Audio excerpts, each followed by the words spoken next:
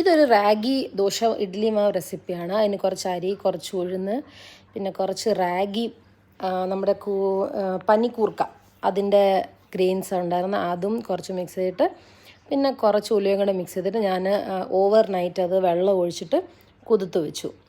കുതിർത്ത് വെച്ചതിന് ശേഷം ഒരു ഓവർനൈറ്റ് അല്ല, ഞാൻ മോർണിംഗ് കൂത്തിട്ട് ഈവനിങ് ഞാനത് ഒരിച്ചിരി ചോറ്, ഉച്ചക്കത്തെ ചോറുണ്ടായിരുന്നല്ലോ, 1 ടേബിൾ സ്പൂൺ ചോറും കൂടെ ഇട്ട് വെള്ളം ഇട്ട് അരച്ചെടുത്തു. ഒത്തിരി വെള്ളം ഒഴിക്കാതെ അരച്ചെടുത്തു. പിന്നെ അത് രാത്രി ഓവർനൈറ്റ് ഫെർമെൻറ്റേഷന് വെച്ചു.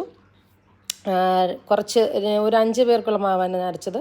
അപ്പോൾ ഫെർമെൻറ്റേഷന് വെച്ചിട്ട് രാവിലെ നമ്മൾ എടുത്ത് നോക്കുമ്പോൾ അത് ഇങ്ങനെ നന്നായിട്ട് പൊങ്ങി വന്നിരിക്കും. സാധാരണ നമ്മുടെ ഉഴുന്നരി മാവ് പൊങ്ങുന്ന പോലെ തന്നെ ഇങ്ങനെയാണ് അത് പൊങ്ങിയിരിക്കുന്നത്, കണ്ടില്ലേ?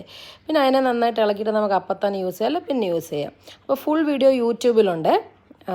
അപ്പോൾ അതിൻ്റെ കറക്റ്റ് ഇൻഗ്രീഡിയൻസ് എല്ലാം നിങ്ങൾക്ക് അതിൽ കാണാം, കറക്റ്റ് മെഷർമെൻറ്റ്സ്. ബൈ.